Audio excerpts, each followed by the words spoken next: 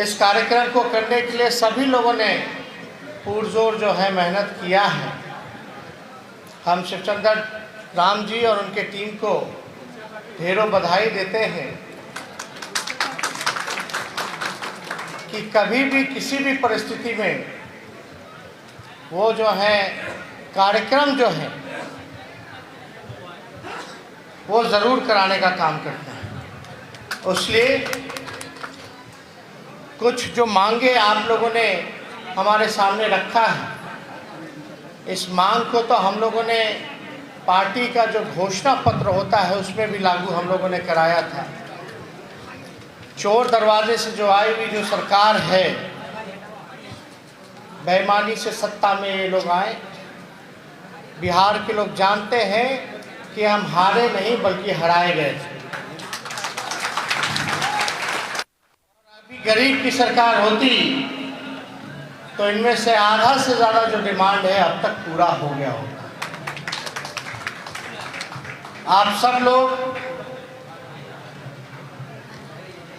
को हम ये बताना चाहेंगे कि आज बाबा साहब के लिखे हुए संविधान पर खतरा है, देश के लोकतंत्र पर खतरा है और हम सब लोगों को गोलबंद होने की ज़रूरत है, एकजुट होकर लड़ाई लड़ने की ज़रूरत है।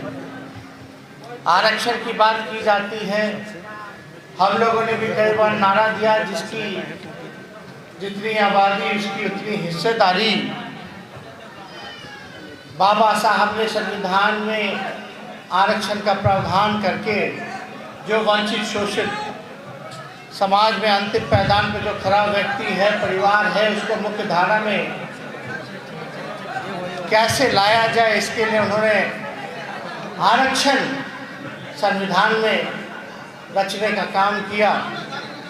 लेकिन आज देखिएगा जो मौजूदा जो सरकार है वो आरक्षण विरोधी, दलित विरोधी सरकार है। बिहार में चाहे डबल इंजन की सरकार हो या केंद्र में एनडीए की सरकार हो, एससी एसटी कानून को किस प्रकार से ख़त्म किया गया।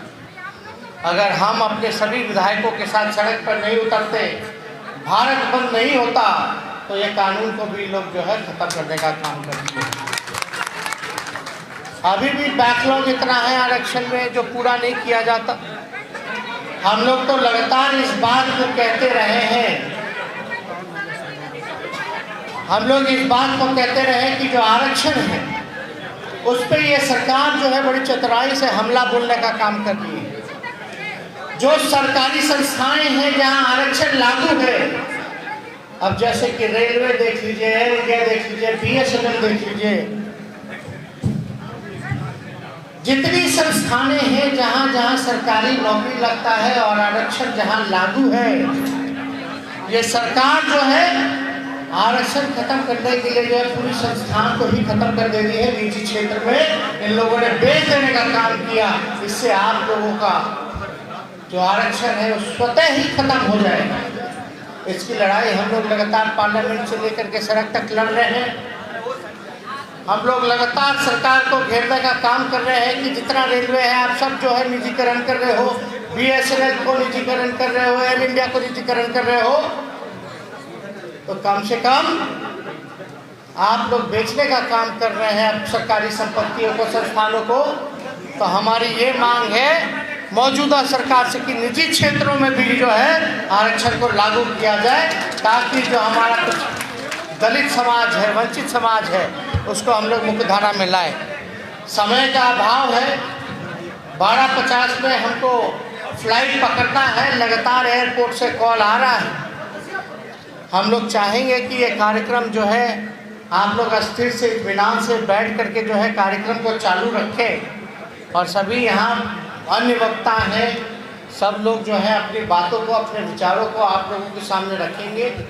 उसलिए ज़्यादा समय ना लेते हुए अगले बार ज़रूर हम लोग जब मिलेंगे कार्यक्रम में तो इसको और बड़े तरीके से धूमधाम से हम लोग बनाने का काम करेंगे। एक बार पुनः मैं सभी लोगों को धन्यवाद देता हूँ, आयोजकों को धन्यवाद देता हूँ और अपने बातों को यही समाप्त करता हूँ। जय हिंद, जय बिहार। जिंदाबाद जिंदाबाद जिंदाबाद जिंदाबाद।